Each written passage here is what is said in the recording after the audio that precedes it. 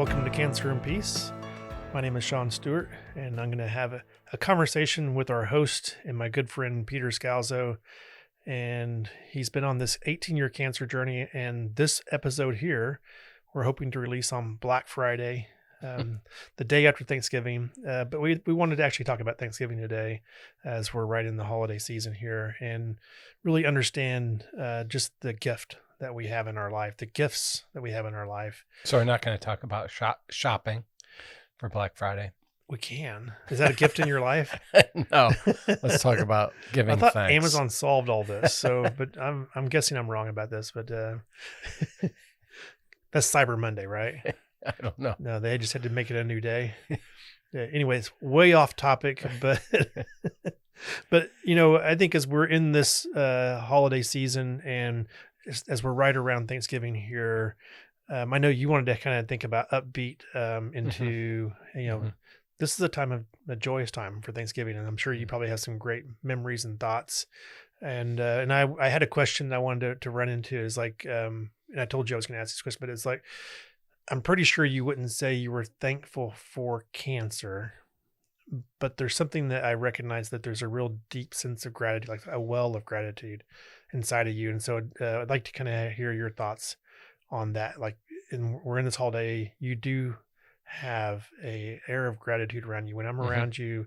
And for people that are out there, you've been around people who have an entitlement mentality. This is the opposite. It's this, I deserve this mentality, but you exhibit an air of gratitude. And so that's something that's inside of you. And just hearing your thoughts, somebody who's been on this journey for a lot of years, where does it come from? How does it work for you on this cancer journey?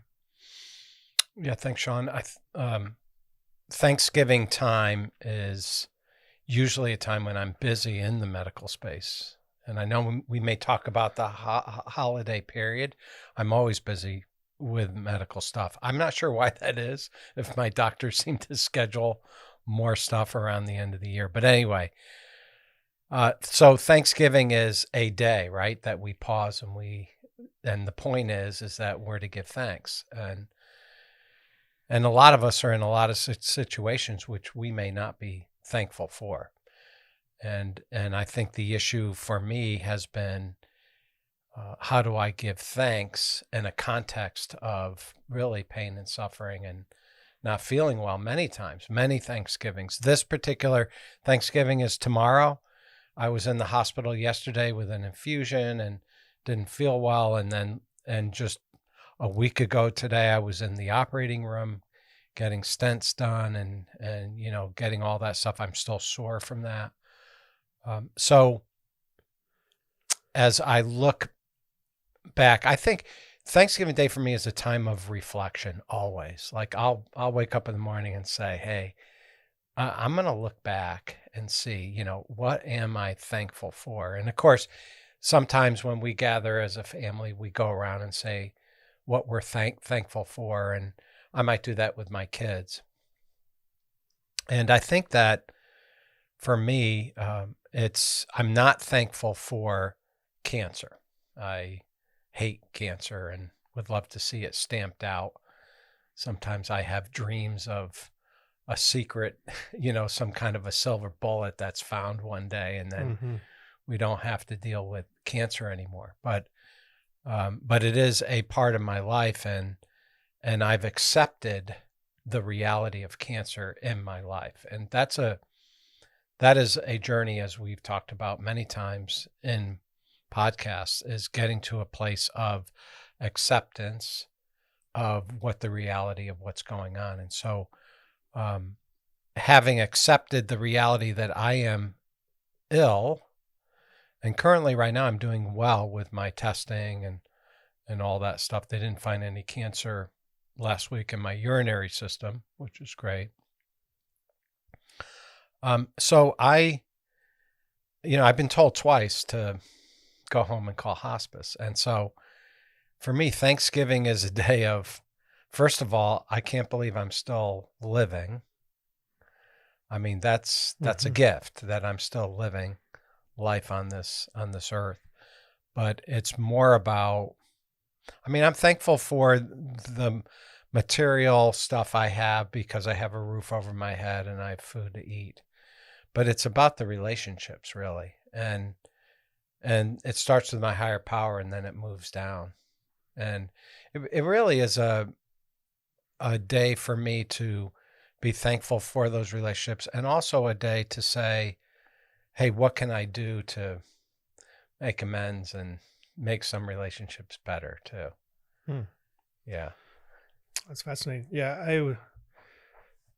As I think about why Thanksgiving, why do we do the Thanksgiving holiday? And I'll put a few thoughts out there just in the maybe more technical space for a second, but I think you could say maybe the opposite of gratitude or Thanksgiving is envy. It's not having and feeling like you should have. And so, and I'm, as people are struggling through hardship, I think in my own life, when I've had hardships, it's easy to envy those who aren't in hardship. And so that's something to digest a bit, is my heart in envy. And envy tells me that if I had what they had, my life would be better. Things would be good. And it's a false story. And there's the fix for envy is not consumption. And so as we're going to release this episode on Black Friday, there's probably a good part of us that'll go out and try to deal with some of our envy by consumption, consumption of something in some way is like, well, if I only have this, it will change that. And that could be for a cancer patient. It could be if I were only healed, or if I didn't have cancer, everything would be good. And that's not actually the way to cure envy. And so I think what we see and what I hear you talking about is taking time to recognize that I have all things I need, that I'm contentment, being content with who I am and who I've been created to be. And so, and you described something, I think is the last thing you said was something along the lines of making amends and taking time to develop relationship. And that to me is like the heartbeat of Thanksgiving, is like of the relationships that we have, the depth of relationship. And so there's a reason why I think gathering around Thanksgiving brings a feeling of something that's deeper and more meaningful, and it can't be filled with consumption or with things. And so the recognition of Thanksgiving that the most important things aren't even the things. Yeah. Well, you really introduced the concept contentment, because that word was coming to my mind as you were speaking. And there's a scriptural passage where Paul is, imprisoned, and he basically states, I've learned how to be content in all circumstances. Whenever I read that, I'm like, really? In all circumstances. And I think if you study that scriptural passage, the context is about giving thanks. Like Paul says, be thankful in all circumstances, for this is God's will for you in Christ Jesus. And I've often spoken about that in church. Like, how can I be thankful in a cancer journey, especially around the holiday time? Because the holiday time is an emotional time anyway. You're seeing people you haven't seen. Cancer is a not a pleasant space to be in. It's usually about pain, suffering, and the threat of passing. And so, how do I be thankful? How can I be thankful in that space, even with the cancer? And I think that's where, and we were kind of talking about this before, and we've mentioned this about things being a gift, and not that cancer is a gift, but that it has caused me to have a perspective and a surrender, and a humility that I wouldn't otherwise probably have. And I'm thankful for that. I'm thankful for what it's produced in my life, for Jesus, and for how he's partnered with me. and for those qualities that have come out of, I mean, so many times people comment to me like, wow, how do you travel in this space? How do you have peace? How do you have contentment, all that?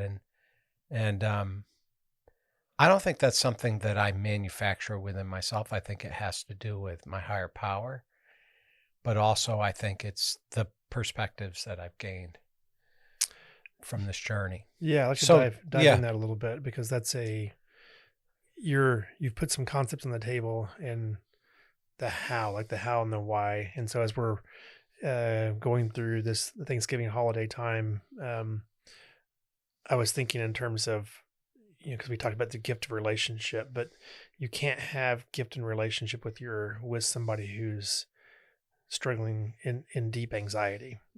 And I love the Edwin Freeman concept where he says, the greatest gift we can give others is a non-anxious presence. And in leadership, he was talking about leadership, that if you were to be able to do that in leadership, an organization or the things that you're running would actually run really well. And it ties to what you're saying in that, well, how do I get to a non-anxious presence? And that is I'm able to release control and rely on a power higher than myself. I don't actually have to control, and that there's a power higher than myself that is in control, that only wants good things, has good gifts to give. Right. And I think this is such a great time for us to release control during the holiday season, is to, rather than reflect upon maybe even envy those who don't have this, but can I grasp hold of that which I do have, which is a higher power who only has good gifts for me. And the more I can reflect on that and connect with that, I become a non-anxious presence, because I don't have to control. And that's one of the great gifts of Thanksgiving, I think, that we have in this season. So I was we came in today, I saw you messing around over there on my desk, and it rained a bunch last night. And the roof leaked through onto my desk. We had a lot of rain here last night. And my first inclination is to control, fix and control. How can I fix and control this? And that's when I stay in that space, for me personally, then I'm not going to be fun to be around. I'm not going to be able to be relational with you or the people around me if I'm fixated on, hey, this leaky roof. And it's not that, it doesn't need to be fixed or dealt with, but it's, if it consumes me, if I become anxious about it, and how is this going to happen? And you and I will never have a conversation that's of any meaning today. And I think that's part of my own journey, is to be able to recognize that something is asking for my attention, that is to draw me away into a journey of anxiousness or control. And the gift of Thanksgiving is to go, no, but there's a greater gift here. And if I take time to step back and grasp the greater gift, the gift of your relationship today, of just coming in and us being able to interact, and if I can let go of that and do the relationship thing, then I'm going to actually get to partake in the gift. But if I'm distracted by this other story and this other item I need to control, I'll lose it. Yeah, I think that's really true. I mean, for lack of a better word, the salvation of Thanksgiving. Yes. So, and I've talked about this incident in my book, and I've talked about it, I believe, on a podcast, but I found myself in that 2015 surgery where I was down for a month, and the news was not good. It was bad. I mean, I had like a 5% survival rate that I was facing. And I was hooked up to life support in the form of like water and nutrition. It wasn't heart or lung. It was just the fact that my body couldn't process anything. So they fed me and gave me water through artificial means. And so I was stuck to these apparatuses and everything else going on. And I knew that in order for me to do recovery for the surgeries that I had, I would have to get up and move. Walking is essential. Movement is essential for me to recover. And I had nothing left in me. I was bankrupt of any will to really do recovery, what I needed to do. And I remember laying there and thinking, I don't think that I want to live, and I don't think I'm going to be able to, I think I'm going to go into an end of life. And it took everything out of me, the stuff that we all usually have to get up, even when we don't want to. Yeah. And so the thought came in, which I believe was from God, which was make a gratitude list. And when I made that gratitude list, I wrote it out, and it had everywhere from the family I grew up in, the schools I went to, my wife, what I was doing as far as my occupation, all the relationships, my relationship with my higher power, everything. And I had a lot of items down there, even trips that I had made. And it totally changed my perspective. Totally. Yeah. It was a transformation of me to get out of my situation, the anxiety you were talking about, and to focus on the fact of, oh my gosh, I really have been given a ton. Yeah. I really had. I mean, even though life looked dire, man, it really wasn't. I had in fact, I got to the point where I said, okay, I'm going to pass, but I've had such a rich life up to this point. It's just been wonderful. 6 kids, everything going on. But it was gratitude that took me out of that negative place into a positive perspective.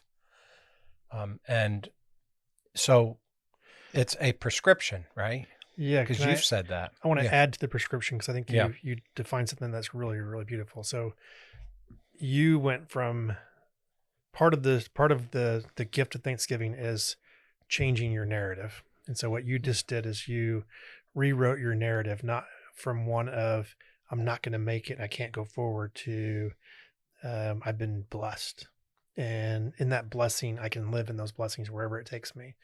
And that is gratitude. And then to add to the prescription, it's something that Nancy, who was here, and we have a podcast out there that's been released on trauma that she had done. And in the trauma, or healing from trauma, she does a lot with gratitude lists, and I've found this to be really, really powerful.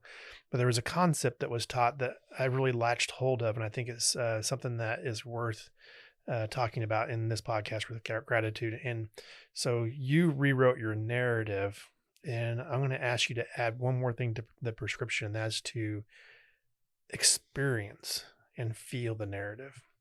And the big reason why, and I didn't recognize this until it was shown to me, and then when I started really pondering and thinking about it, I found it to be true. And that is, you cannot feel gratitude and feel anxiety at the same time. It's not possible in our human makeup to feel both anxiety and gratitude at the same time. You can only feel one or the other.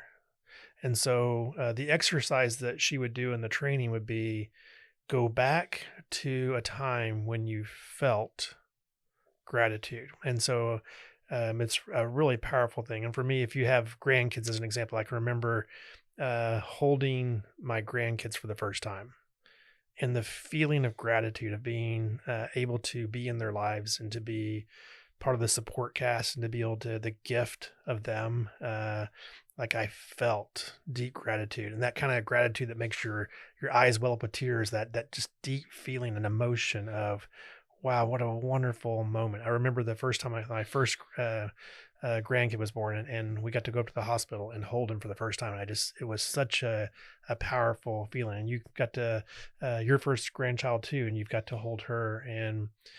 And so we have these experiences. And what's interesting is that we can re-feel that gratitude. And so I can go back to that moment, and if I reflect on it enough, I can feel the emotion of gratitude, that feeling. And so a part of the tool that is really great about Thanksgiving is taking time to reflect and feel those moments. And so in the Thanksgiving window here of this holiday, for a lot of us it's a 4-day week, and that's not for everybody, but if you have time, what Peter just talked about, this taking time to write down a gratitude list, is the act of changing your narrative, whatever it is.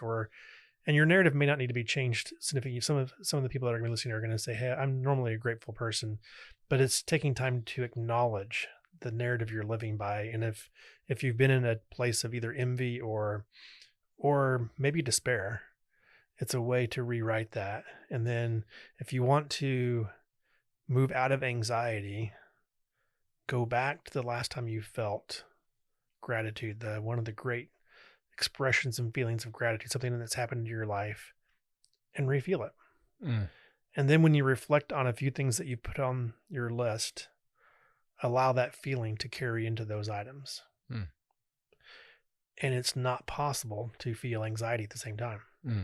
You physically cannot. You can only experience one or the other. And in the trauma training, they would teach, this is like a titration techniques. And so what they would do is they would say, hey, if you want to process pain, go and feel gratitude for a bit and experience that, and then go back and feel the pain. And it's a way of allowing yourself to have small bits of the pain so that you can finish processing pain that you need to process. But for us, as we go through the holiday, I think there's such a great gift here in Thanksgiving, and that is I get to reflect and rewrite a narrative, and not a false one, reality. Because reality is living humbly as who we really are. And who we really are incredibly blessed people. We've been gifted in so many ways, and we're just taking time to write down that reality when you do the gratitude. So I think that your example is like beautiful. It's brilliant, and for me, getting to set anxiety aside long enough by taking the time to feel gratitude is just like, it's an amazing gift. And I think it's something to practice that all of us can carry forward over and over and over again. It's a gift that just keeps giving over and over, because I don't have to feel anxiety if I can feel gratitude. Yeah. And the scriptures support that too, when it talks about not being anxious, but be thankful. Yeah. And then give your requests. I also experienced the feeling of gratitude and with the same program. And I think how I described it is a joy that was a warmth from my core and kind of permeated throughout. And it was that feeling that I might have when I was a child, and my mom made me my favorite food, and I could sit in her lap and feel the nurture and the support and comfort and that kind of just joy. I think moms provide a level of that nurturing that's has such comfort, and even gratitude. At least that's the feeling that I think of when I do the gratitude feeling. Yeah, that's good. That's really good. I think it opens the door for intimacy with others in a big way, what we're talking about too. And, each week now I've been doing this for several weeks now with my wife. We've been doing, in Emotionally Healthy Spirituality, they have something called a CTR, but we do a CTR every week. And the first community temperature reading. Yeah. Yeah. You don't want me to use an acronym? Well, just for the listeners. Yeah. But the first leg of that is to do appreciations. And it opens the door for warmth in that relationship when you're showing appreciation. But appreciation isn't done unconsciously. It has to be done consciously. And so you look at the people who have the gift of encouragement. I'll say it's not by walking past and going nothingness. It's, hey, I like this. There's a conscious, hey, I appreciated this. I valued this. I saw this. And that's what Thanksgiving does for us, to take time to pause Mm. and consciously work towards, let's write the narrative and express the reality as to what it is and live in that. And the gift is if you actually take time to feel it Right. and experience it, then you're getting the gift of Thanksgiving. And for a person who's in a cancer journey, or for a podcast about cancer and peace, it's one of the great gifts. Yeah, absolutely. I mean, Almost made Peter speechless for a second. and I, I just was going to add that, we say one day of the year is Thanksgiving, but really every day can be a day of giving thanks. I mean, I was in the hospital yesterday for my infusion, and I was thinking about the relationships that I've made with my nurses, my nutritionist, and all kinds of people there, my oncology department, doctor, the person who draws my blood. And I was thinking how thankful I was for each one of them. And we talk about kids and parenting, and we don't just talk about cancer. We talk about life, and how wonderful that is in that context.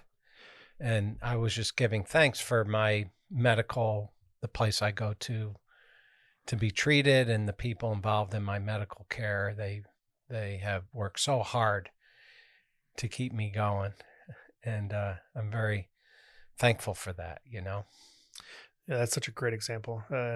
So since my wife is a nurse, and she deals with all types of patients, but you have the opportunity to bless and relationally honor the people that you're on that medical journey with. And there are certain people that call up that are entitled, that are angry, bitter. Mm-hmm. And then there's other people that come through the office who bless her immensely with their lives. And so I see that that's a real opportunity. And I hadn't even really thought that much about it until you mentioned it. It's like part of the gifts along the journey, not the gift of cancer, but the gifts along the journey are the relationships and the doors that are open to have those relationships while you're going through that. Mm-hmm. And so as you start reflecting, there's no life, even ones that are going through great suffering, that don't have the gifts that we're talking about that are being gathered along the way.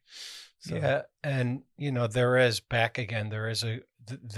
a purpose behind a cancer struggle. I believe there's a reason, there's a purpose that can be lived in and through during the cancer space. And I was just thinking yesterday about just 3 of my kids. One is third-year medical student, the other one's an ICU nurse, and the other one just works for a farm, and they just got past a brand new colorectal cancer drug that's supposed to revolutionize how people, it's not a chemo or an immunotherapy, it's a targeted, go after the receptors of the cells, but people have much less side effects and everything. So I just think about, we were never in the medical space as a family until I got diagnosed with cancer. I was an attorney, and Leslie was a homemaker and did other things, but we never were in the medical space. And suddenly we have 3 of our children who are not only in the medical space, but they're contributing and finding purpose and meaning for their lives. I think all in large part as a result of my journey. It's pretty amazing when you think about. Yeah, I'm thankful for that. Yeah. So as we're closing out this episode today, I think we really wanted people just to really see that there's much joy and gratitude, that it really has. There's a lot of gifts along the journey, and just you hear us reflecting ourselves in our own lives for all that God has done for us, and there's a gratitude level that I feel just being a part of what we're doing here. Mm-hmm. And recently I got to put together a list of relationships in my life, and I was blown away by the gifts of those relationships. And there were so many. I felt overwhelmed by being able to even, what do I do with all this, in the sense, and and relationships are some of the greatest gifts that we can get, is with others that we have around us. And so as I reflect on the holidays, that's what I'm reflecting on, is those gifts and the joy that I've received out of that. And feels good. It does. Yeah. Thank you, Sean. Happy Thanksgiving. Happy Thanksgiving To you and everyone. Yeah. We're glad you guys joined us, and Yeah. we'll see you next time. Okay. Thanks.